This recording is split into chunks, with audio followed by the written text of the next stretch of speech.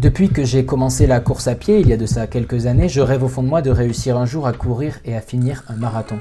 D'ailleurs, avec un entraînement régulier et une bonne condition physique, c'est en théorie réalisable par n'importe quelle personne en s'y préparant quelques mois à l'avance. Pourtant, dans mon esprit et dans celui de beaucoup d'autres personnes, je pense, le marathon ça semble être l'épreuve ultime pour un coureur. On parle quand même d'une course qui tient son origine d'une légende antique dans laquelle Philippides, un messager grec, aurait couru de Marathon à Athènes, soit environ 40 km, pour annoncer la victoire des Grecs contre les Perses. Et ce messager, dans la légende en tout cas, serait d'ailleurs mort d'essoufflement juste après avoir délivré son message. Courir un marathon, ça n'a donc rien d'anodin. C'est la course la plus célèbre au monde, qui se tient d'ailleurs dans quasiment toutes les grandes villes du monde. C'est une course dont la distance officielle est aujourd'hui de 42,195 km et à laquelle participent chaque année environ 1,2 million de personnes. Et c'est aussi une course bien sûr dont l'exigence physique laisse des traces. Entre les mois d'entraînement nécessaires et la durée de la course en elle-même, qui dépasse souvent les 4 heures, un marathon c'est beaucoup de cartilage écrasé, dans les genoux notamment.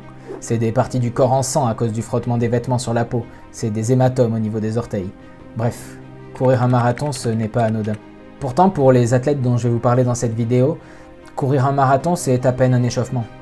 Laissez-moi vous parler du monde de l'ultra-endurance, un monde où la distance des courses dépasse largement celle d'un marathon, un monde où les distances deviennent alors absurdes tant elles semblent inimaginables pour un simple être humain comme vous et moi. Et si on peut penser que ces courses ne regroupent que quelques dizaines d'athlètes de haut niveau obnubilés par la performance, sachez que sur les 20 dernières années, le nombre de participants à ces courses a été multiplié par 10. Alors, à ce stade-là de la vidéo, vous vous demandez sans doute à quoi peut bien ressembler une course d'ultra-endurance. Eh bien laissez-moi vous présenter 6 courses d'ultra-endurance parmi les plus célèbres au monde. Numéro 1, l'ultramarathon de Badwater, une course à pied de 217 km avec 4000 mètres de dénivelé, une course qui débute 85 mètres au-dessous du niveau de la mer, dans le bassin de Badwater justement, et qui se termine à une altitude de 2548 mètres, sur les pentes du mont Whitney. Ok. Numéro 2, les 100 km de Millau. Pas forcément la course la plus impressionnante en termes de distance, mais on est quand même sur plus du double d'un marathon. Numéro 3, la Diagonale des Fous. Je crois que tout est dit dans le nom, il s'agit d'une course de 165 km qui traverse l'île de la Réunion, en passant notamment par les massifs montagneux et les volcans de l'île, offrant ainsi aux coureurs plus de 10 000 mètres de dénivelé.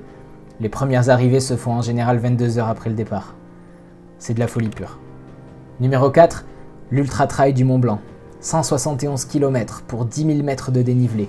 Des passages à plus de 2500 mètres d'altitude avec bien sûr les températures qui vont avec. Et pour bien se rendre compte du niveau d'exigence demandé par cette course, voici la liste du matériel obligatoire. Oui, à ce stade, on est quasi plus dans la course à pied. Numéro 5, le Marathon des Sables. Une course de 220 km qui a lieu au sud du Maroc, dans le désert du Sahara donc, sous des températures pouvant avoisiner les 50 degrés. Petite particularité, c'est une course qui a lieu sur 6 jours, en 5 étapes, et en autosuffisance totale. Les participants doivent amener et gérer leur matériel pour pouvoir survivre pendant une semaine. Nourriture, sac de couchage, etc. Et enfin numéro 6, l'Ironman d'Hawaï.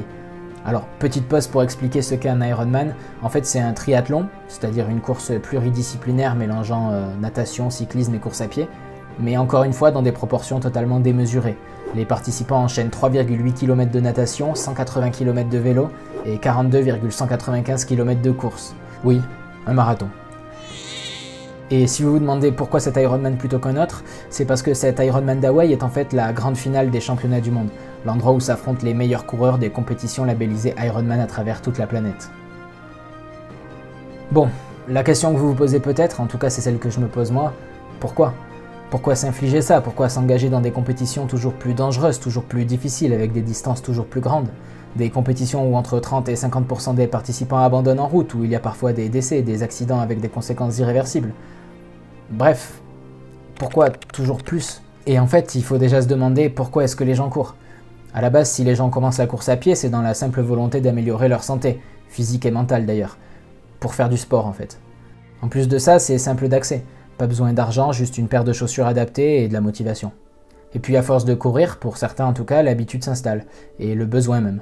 La course à pied, comme beaucoup de sports, procure un sentiment de satisfaction après l'entraînement, une sensation d'avoir réussi mentalement, d'avoir amélioré sa persévérance, bref, un sentiment de fierté. Et tout ça n'est pas que spirituel, c'est bien évidemment scientifique. La course à pied, comme tous les sports, permet au cerveau de sécréter de l'endorphine, l'hormone du bonheur. Et plus le coureur se surpasse, plus il essaie d'aller au-delà de ses limites, plus son cerveau sécrète de l'endorphine. Bon, c'est peut-être une première explication à la popularité grandissante de l'ultra-endurance. Mais ça ne peut pas être la seule. Quand on s'engage dans ce genre de compétition, notre vie tout entière en est impactée. Entre les entraînements, les trajets pour se rendre à ces courses, les jours, voire les semaines de rétablissement, tout ça ne peut pas être si anodin. Tout ça pose une question beaucoup plus large en réalité, une question anthropologique. En fait, si nous n'arrivons pas à comprendre l'ultra-endurance, c'est parce qu'elle interroge ce qu'est l'être humain. La question que ça pose, c'est quelle est la limite? Quelles sont les limites de l'être humain? On oublie trop souvent qu'à la base, l'homme, c'est ça. Un être sans fourrure, sans griffes, sans crocs. Bref, un être sans défense dans un monde souvent impitoyable. Pourtant, quelques centaines de milliers d'années plus tard, l'homme est bien loin de cet être sans défense dont il avait l'air à la base.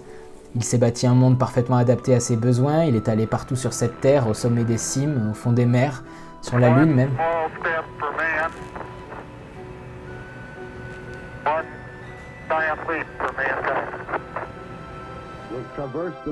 L'être humain a repoussé ses limites jusqu'au maximum de ce que pouvait offrir la planète, au point que maintenant elle semble même trop petite pour lui. Alors oui, aujourd'hui, dans ce monde où l'on commence à entrevoir les limites du progrès et de la croissance, et par conséquent aussi peut-être celles de l'humanité, c'est sans doute logique de voir des individus tenter de courir toujours plus loin, toujours plus longtemps, tenter de repousser leurs propres limites.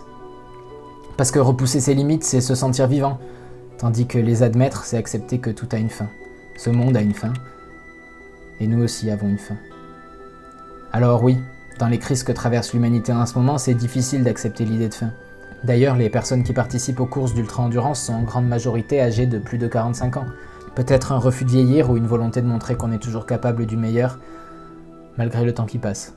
En réalité, et peut-être inconsciemment, les coureurs qui participent à ces compétitions courent après autre chose que le plaisir ou la performance. Ils tentent de repousser leurs propres limites, et à travers eux, les limites de l'humanité.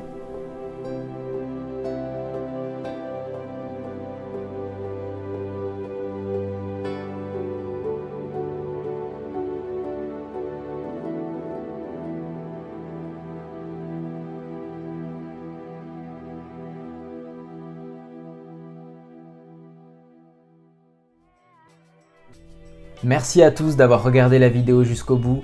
Comme d'habitude, n'hésitez pas à liker, à commenter, à partager, c'est très important pour faire vivre la chaîne. Et puis nous, on se dit à la semaine prochaine. Ciao!